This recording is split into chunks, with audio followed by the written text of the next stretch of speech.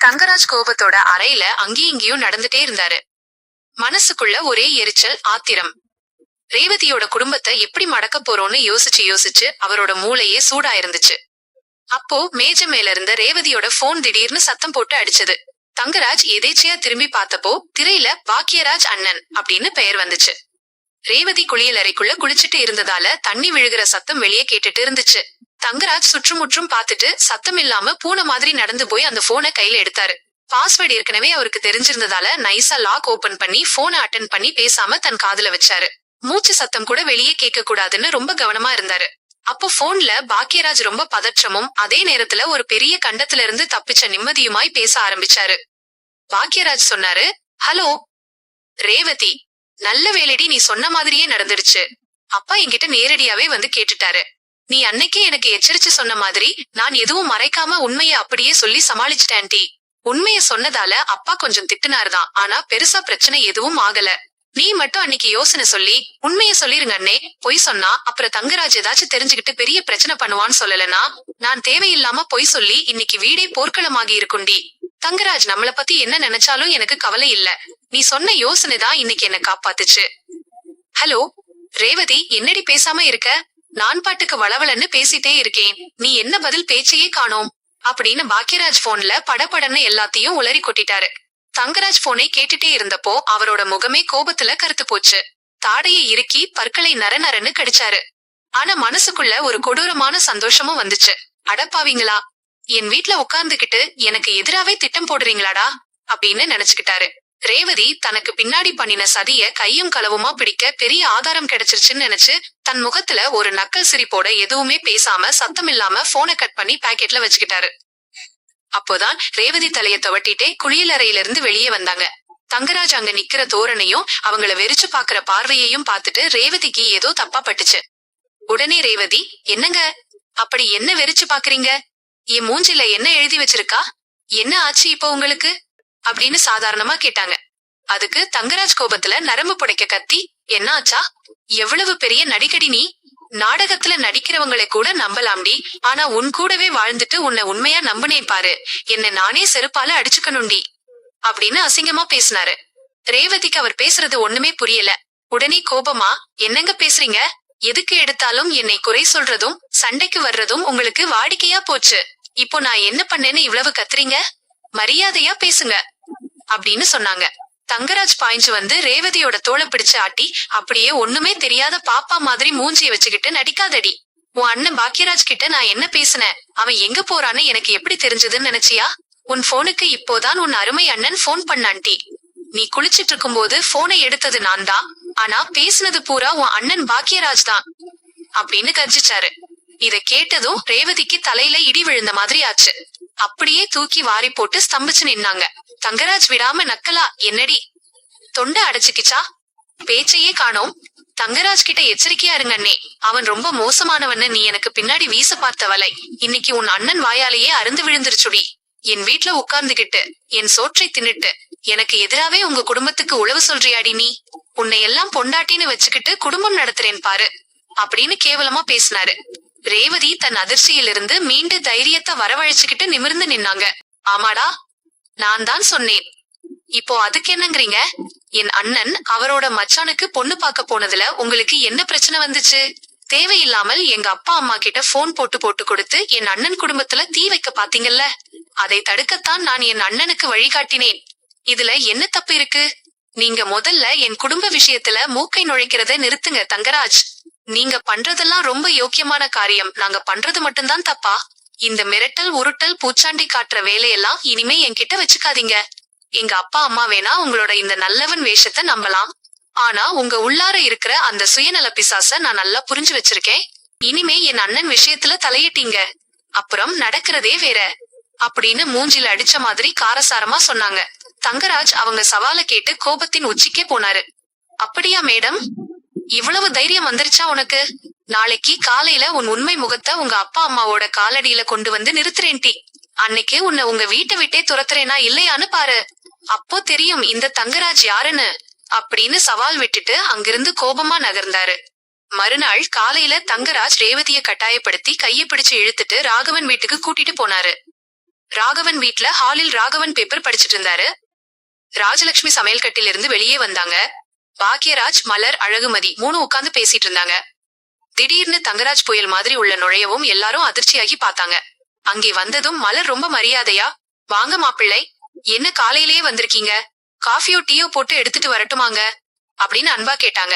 அதுக்கு பாக்யராஜ் குறுக்க புகுந்து கோபமா, மலர், நீ எது போட்டாலும் இவருக்கு பிடிக்க போறதில்லை, நீ சும்மா இருடி. என்ன மாப்பிள்ளை, என் குடும்ப விஷயத்துல நீங்க எதுக்கு தேவையில்லாம மூக்க நுழைக்கிறீங்க, உங்களுக்கு வேற வேலையே இல்லையா அப்படின்னு கேட்டாரு. ராகவன் பாக்யராஜ கண்டிச்சு, டேய் பாக்யராஜ், மாப்பிள்ளை கிட்ட என்னடா பேச்சு இது, மூத்தவர், வீட்டுக்கு வந்த மருமகன், அவர்கிட்ட எப்படி பேசணும்னு அறிவு இல்லையா உனக்கு அப்படின்னு சத்தம் போட்டாரு. அதுக்கு பாக்யராஜ், இவருக்கு நான் எதுக்குப்பா மரியாதை கொடுக்கணும், நான் என் மச்சானுக்கு பொண்ணு பார்க்க போனதை ஏன் இவர் உங்ககிட்ட தேவையில்லாம போட்டு கொடுத்து வீட்டுல பிரச்சனை பண்ணணும், என் சொந்த விஷயத்துல இவர் தலையிடுறத நீங்க கேள்வி கேட்க மாட்டீங்களா அப்படின்னு ஆத்திரமா கேட்டாரு. ராஜலட்சுமி உடனே பாக்யராஜை திட்டி, அடே, நீ பண்ணது தப்புடா, எங்க கிட்ட பொய் சொல்லிட்டு போனது நீ, அத மாப்பிள்ளை சுட்டி காட்டுனா அவர் மேல பழியை போடுவியா, அவர் என்ன உங்க வீட்டுல தீயா வச்சாரு அப்படின்னு மாப்பிள்ளைக்கு சப்போர்ட் பண்ணி பேசினாங்க. அப்போ அழகுமதி பொறுக்க முடியாம பொங்கி எழுந்தாங்க. அத்தை, நீங்க சும்மா சும்மா இவருக்கு சப்போர்ட் பண்ணி பேசாதீங்க, இவர் பண்றது எதுவும் தெரியாம பண்ணல, எல்லாமே நல்லா திட்டம் போட்டு தெரிஞ்சேதான் பண்றாரு, தெரியாம தப்பு பண்றவனை கூட திருத்திடலாம் அத்தை, ஆனா வேணுனே சதி பண்றவனை திருத்தவே முடியாது, என் வாழ்க்கையில சுரேஷ் கிட்ட இல்லாததையும் பொல்லாததையும் சொல்லி என் புருஷனுக்கும் எனக்கும் சண்டை மூட்டி விட்டது யாரு, இந்த தங்கராஜ் தான், நான் நல்லா பார்த்துட்டு இருந்த வேலையை கெடுத்து என்னை தெருவுல நிக்க வச்சதும் இவர்தான், இதெல்லாம் தெரிஞ்சும் நாங்க அமைதியா இருக்கிறது இந்த வீட்டு பொண்ணு ரேவதியோட வாழ்க்கை பாழாயிடக்கூடாதுன்னு மட்டும்தான் அப்படின்னு தங்கராஜோட அத்தனை சதியையும் வெளிச்சத்துக்கு கொண்டு வந்தாங்க. தங்கராஜ் உடனே ஆவேசமா கத்தி, நிறுத்துங்கடி எல்லாரும், மாமா பாத்தீங்களா இவளுங்க பேசுற பேச்ச, இவளுங்க இவ்வளவு தைரியமா ஆடுறதுக்கு காரணம் என்ன தெரியுமா, இந்த போன் தான் அப்படின்னு சொல்லி தன் பாக்கெட்ல இருந்த ரேவதியோட போனை வெளியே எடுத்தாரு. தங்கராஜ் போனை உயர்த்தி காட்டி, இந்த போன்ல உங்க மூத்த மருமகள் மலர், சின்ன மருமகள் மதி, அப்புறம் நீங்க சீராட்டி வளர்த்த உங்க பெத்த மகள் ரேவதி 3 பேரும் சேர்ந்து உங்களை பத்தியும் இந்த வீட்டை பத்தியும் அத்தையை பத்தியும் என்னென்ன கேவலமா பேசியிருக்காங்கன்னு நான் ஆதாரத்தோட வச்சிருக்கேன் மாமா, அதை கேட்டுட்டு அப்புறம் இவளுங்களுக்கு சப்போர்ட் பண்ணுங்க அப்படின்னு சொன்னாரு. ராகவன் அதிர்ச்சியா, என்ன மாப்பிள்ள சொல்றீங்க, ரேவதியா, அவ எங்க பெத்த பொண்ணு மாப்பிள்ள, அவ எங்களை பத்தி ஏன் தப்பா பேச போறா, அவ அப்படிப்பட்டவ இல்லை அப்படின்னு தழுதழுத்த குரல்ல சொன்னாரு. தங்கராஜ் உடனே சிரிச்சுட்டே போன்ல இருந்த ஆடியோ ரெக்கார்டிங்க போட்டு காட்டினாரு. அதுல முதல்ல ரேவதியோட குரல் கேட்டுச்சு, அண்ணி, எங்க அம்மாவுக்கு எப்பவுமே அந்த தங்கராஜ் மேலதான் கண்ணு, பெத்த மகளை விட அந்த ஆளு சொல்றதுதான் அவங்களுக்கு வேத வாக்கு, எங்க அப்பாவும் அப்படிதான், அந்த ஆள் என்ன சொன்னாலும் தலையாட்டுவாரு, வீட்ல யாரையும் மனுஷனாவே மதிக்கிறது இல்லை அப்படின்னு பேசினது கேட்டுச்சு. அடுத்து மலரோட குரல், ஆமா ரேவதி, அந்த அத்தையும் மாமாவும் பண்ற கொடுமை தாங்கல, அந்த தங்கராஜுக்கு சொம்படிக்கிறதே அவங்களுக்கு வேலையா போச்சு, நாம என்ன பண்ணினாலும் தப்புன்னு சொல்வாங்க அப்படின்னு கேட்டுச்சு. தொடர்ந்து மதியோட குரல், இந்த வீட்டோட நிம்மதியையே கெடுத்தது அந்த தங்கராஜ் தான், ஆனா அத்தையும் மாமாவும் குருடனாட்டம் இருக்காங்க அப்படின்னு பேசினதும் தெளிவா ஹால் முழுக்கவும் கேட்டுச்சு. இத கேட்டதும் ராஜலட்சுமி நெஞ்சில கை வச்சு அழ ஆரம்பிச்சிட்டாங்க.